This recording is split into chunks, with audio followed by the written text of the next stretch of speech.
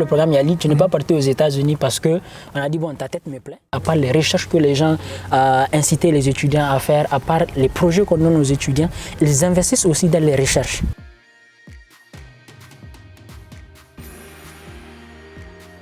Bonsoir à toutes et à tous et bienvenue sur Fitila. Dans cette saison de hybride, nous continuons notre parcours, notre aventure avec les jeunes, ceux et celles qui font le Niger. Et celui avec qui je suis aujourd'hui est l'un des alumni du programme Yali. Avec lui, nous allons revenir sur ce programme Yali. De quoi s'agit-il?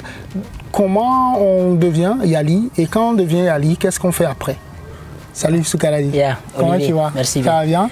Ça bien que je te connais et que la plupart des gens aussi qui vont suivre cette vidéo probablement te connaissent, c'est quand même bien de se présenter à ceux et celles qui vont te découvrir grâce à cette vidéo. Ok, merci beaucoup Olivier déjà pour l'honneur. Je me présente Soukaradi Borm. Je suis un programme manager et business analyst et aussi je suis consultant en développement de carrière. Actuellement, je travaille dans une institution éducative en tant que manager de l'avancement global. Ok, parfait. Je suis Mandela Washington Alumni de 2024. Alors, pour ceux et celles qui ne savent pas, c'est quoi le programme Yali? Ok. Le programme Yali, déjà, c'est vraiment un programme phare du gouvernement d'État américain. Et son objectif primaire, c'est de former des jeunes afin de les outiller et de les autonomiser à continuer les changements positifs de leur communauté et aussi pour amener des changements de l'Afrique. Donc, chaque année, plus de 700 jeunes sont sélectionnés dans toute l'Afrique subsaharienne.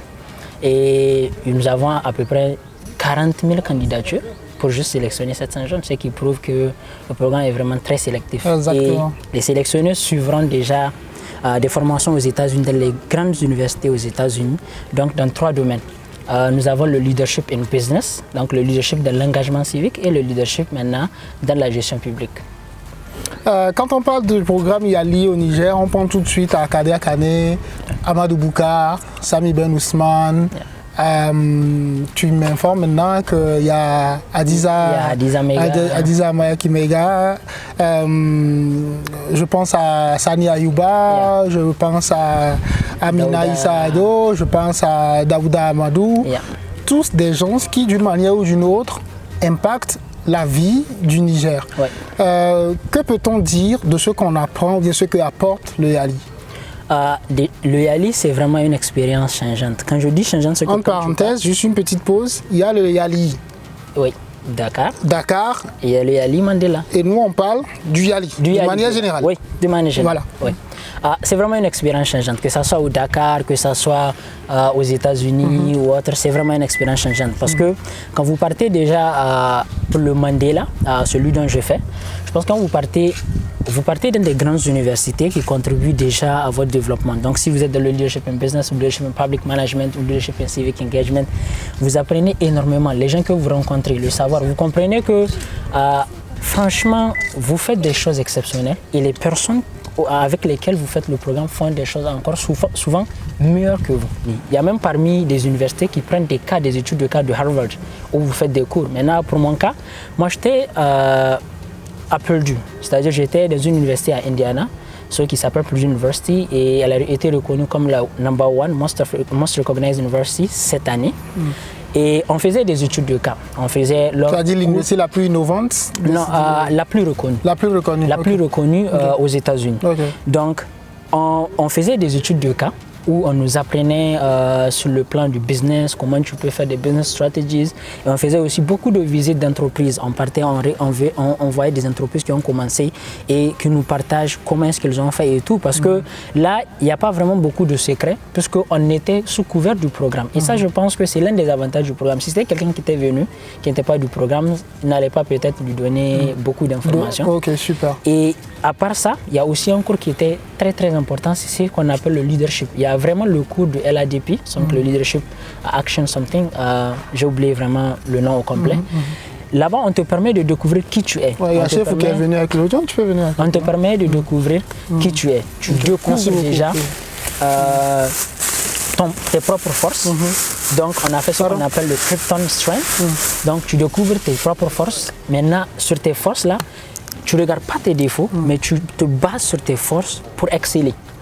Et voilà pourquoi la plupart des gens qui partent au Ali et qui reviennent ne réfléchissent plus comme avant. C'est-à-dire ils ne peuvent plus réfléchir pour regarder toujours leurs défauts, leur insuffisance pour avancer. Non, ils maximisent leurs forces et ils font des choses merveilleuses. Est-ce que ça, c'est pas aussi une mentalité américaine? Parce que récemment, j'écoutais un podcast de l'un des coachs de Serena Williams qui disait que on ne construit pas une carrière sur ses faiblesses, on construit une carrière sur ses forces. Ouais. Et moi, c'est déjà quelque chose que j'ai intégré en moi de par les rencontres et les parcours que j'ai eus. Et tu es la troisième personne qui me dit la même chose. Est-ce que ce n'est pas aussi un mindset à l'américaine où c'est vrai, on est tous des hommes et des femmes avec des faiblesses et des qualités, mais on se concentre beaucoup plus sur nos qualités pour construire. Oui, je pense que je suis totalement d'accord avec ce que tu as dit. Aux États-Unis, l'une des choses que j'ai remarqué, c'est ça. C'est-à-dire, tu as des faiblesses, c'est vrai. Tu as des limites, c'est vrai. Mais au lieu de passer ton temps à beaucoup travailler sur tes faiblesses, peut-être qu'il va te prendre plus de temps. Tu peux te concentrer sur tes forces, exceller. Maintenant, plus tu excelles, plus tu vas voir aussi comment améliorer une faiblesse. Mais tu ne vas pas perdre ton temps sur la faiblesse, sachant que tu ne sais pas. Juste prenez un exemple. Parce qu'on m'a dit, ok, je ne sais pas peut-être écrire des mémos, ou bien je ne suis pas excellent, je pense, en public speaking. Mais est-ce que je dois forcément perdre mon temps ou bien me culpabiliser parce que je ne sais pas faire telle chose, je ne peux rien faire parce qu'à un certain moment ça devient une dépression. On se culpabilise, je ne sais pas faire telle chose. On se prend pour le dernier de la classe. On se prend pour le dernier.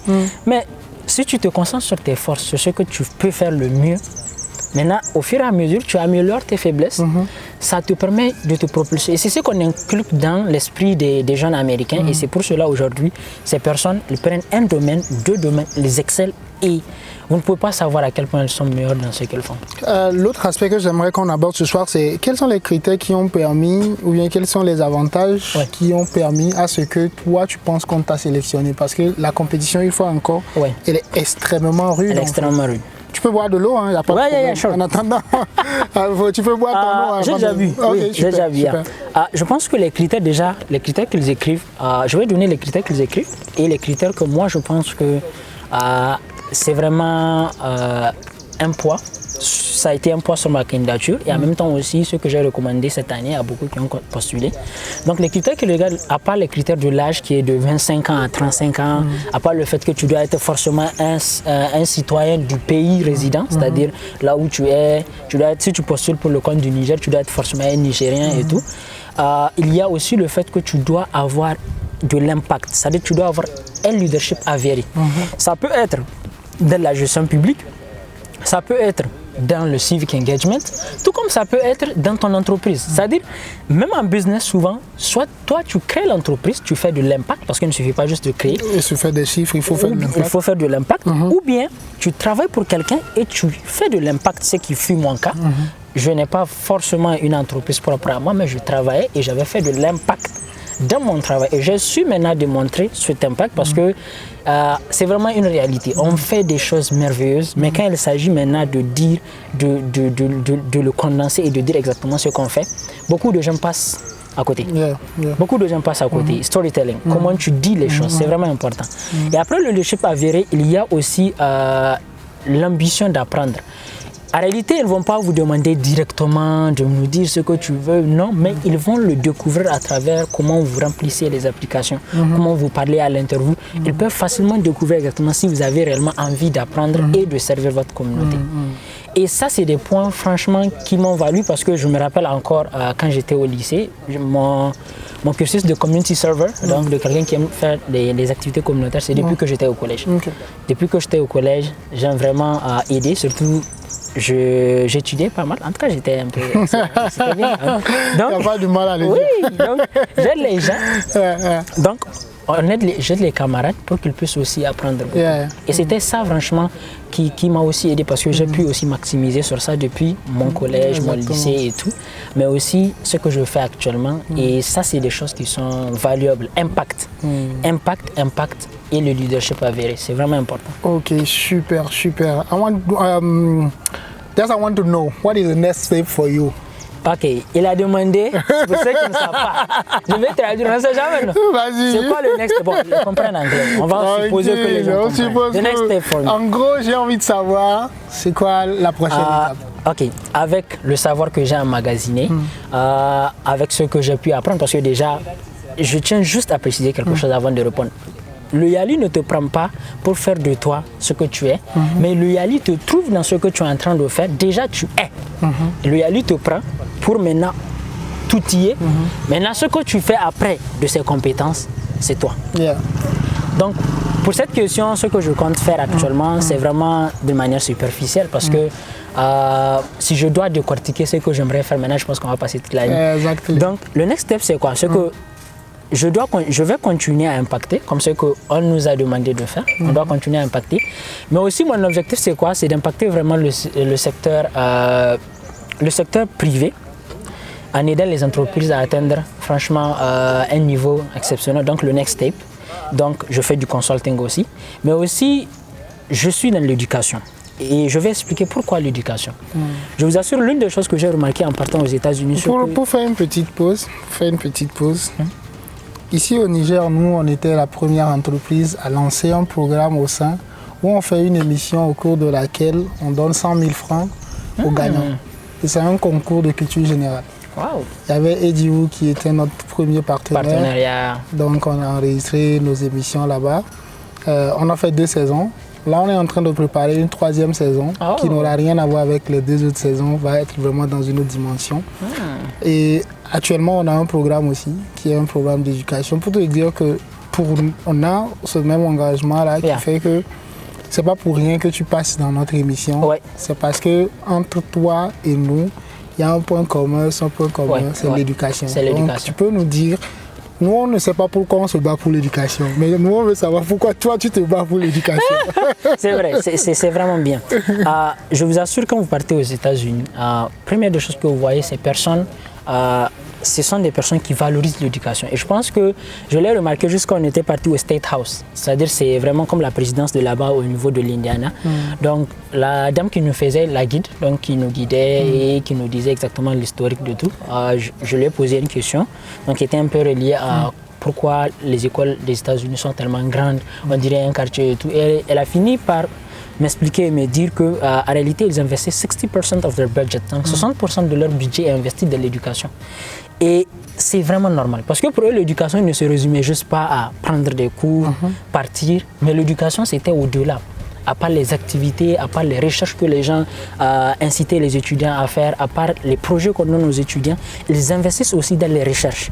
C'est-à-dire, plus ils investissent dans les recherches, plus les gens qui vont faire, les chercheurs vont trouver des choses qui vont être à la mode pendant, je sais pas, les 5 ans à venir, les 10 ans à venir. Et maintenant, ils reversent ça dans leur système éducatif, ce qui permet que leurs étudiants sont toujours, c'est-à-dire prêts pour affronter les défis des années à venir. Moi, j'ai envie de dire que les États-Unis créent la tendance, le monde le suit. Oui, franchement, ça ils sont dans ça. Ils créent la tendance. Et ce que tu dis, c'est tellement important parce que la fois passée, je discutais avec un ami, par contre, qui est dans les recherches et développement en Suisse, et puis qui me disait que, écoute, les médias qui vont être utilisés dans les 10 prochaines années sont déjà en expérimentation. Je l'ai dit en Europe, il a dit non aux États-Unis.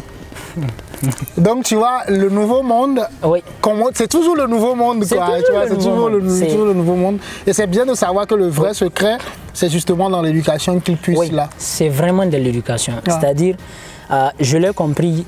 Franchement, j'ai toujours aimé l'éducation parce que je suis convaincu que c'est à travers l'éducation qu'on peut changer tout ce qu'on a. Même cette émission, je pense, c'est à titre éducatif. Exactement. C'est vraiment à travers l'éducation qu'on peut arranger les choses. Et il ne nous faudrait juste pas avoir un système pour juste partir à l'école, apprendre, partir à la maison et tout. Je pense que le monde est révolu. Il faut qu'on adopte un nouveau système. Et c'est ça mon combat actuellement. C'est-à-dire si aujourd'hui, je ne le dis pas, mais si on me dit peut-être je suis le ministre de l'éducation, on ne sait jamais. Peut-être ça fait partie des objectifs aussi. Why not? Donc la première des choses, c'est vraiment le système éducatif.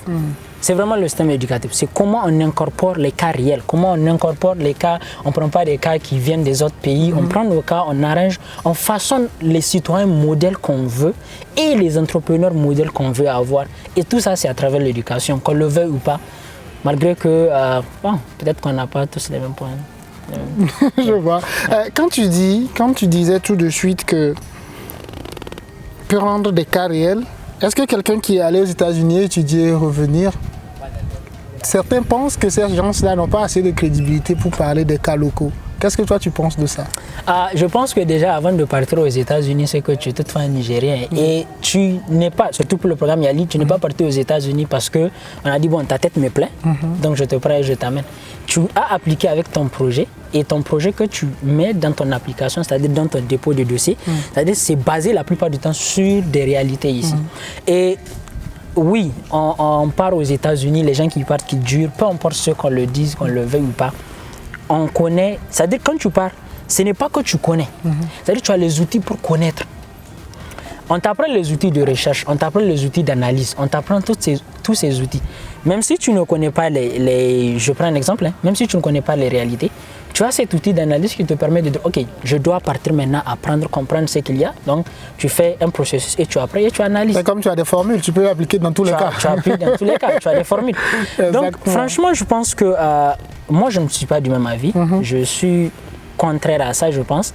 Et si la Chine s'est développée aujourd'hui comme les autres pays, c'est parce qu'ils sont sortis, ils sont partis apprendre et revenir maintenant parce qu'ils ont les formules, ils ont appliqué les formules de leur contexte local. Donc, dire que non, parce que les gens sont partis aux États-Unis ou bien dans d'autres pays, je ne pense pas que... Il n'y a aucune question de légitimité. Merci beaucoup de la réponse. Envie de savoir, est-ce que tu as un conseil pour ceux ou celles qui aujourd'hui, comme toi, ils font... Il y a beaucoup de jeunes. Déjà, je profite pour faire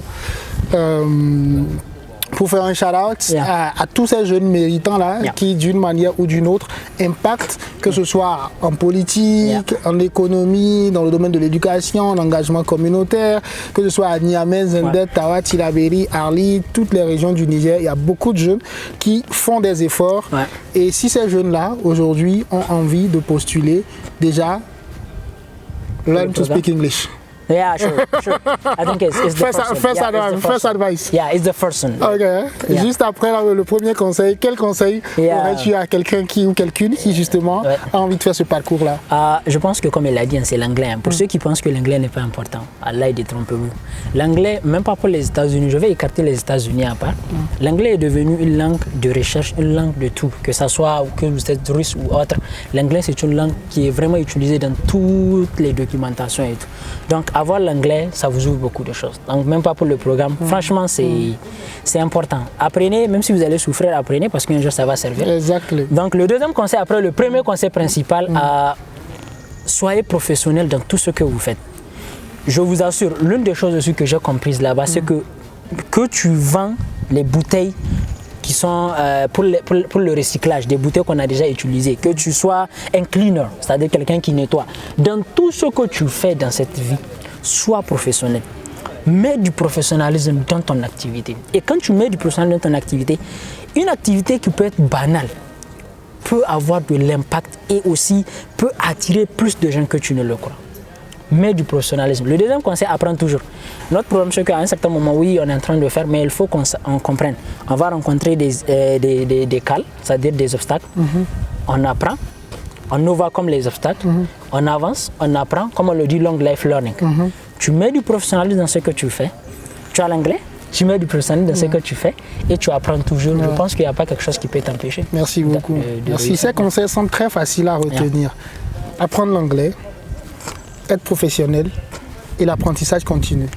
Chers amis, c'était un plaisir pour nous de faire cette émission-là dans ce beau cadre de l'espace solaire d'Afrique, un dimanche où on a invité Soukaladi. Merci beaucoup à Chefou, qui est notre assistant de production aujourd'hui, qui est allé nous chercher de l'eau, qui a mis en place les installations et tout. Dans l'espoir de vous retrouver dans un prochain numéro du podcast Hybride, vous pouvez nous contacter si vous souhaitez être notre prochain invité pour partager avec nous votre histoire la plus merveilleuse. Est-ce que tu as envie d'ajouter quelque chose? Non, je pense qu'ils ont tout compris. Ok. Normalement. Prenez soin de vous. Merci. Bye bye. Ils ont tout compris. Merci beaucoup, frérot. Merci. Il n'y a pas de souci. Tu peux arrêter la vidéo?